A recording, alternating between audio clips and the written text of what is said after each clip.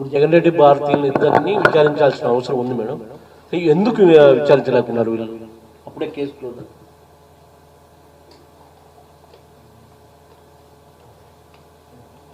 This is the $1 million question.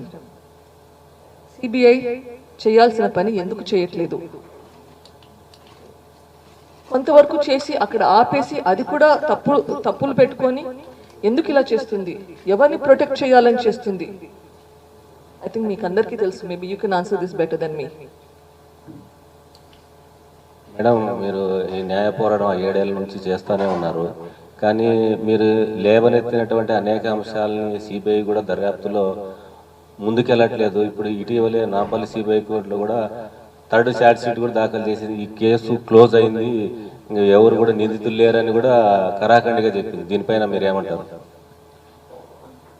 ఇప్పుడు మనం ఏ investigation agency అయినా పర్ఫెక్ట్ కాదు.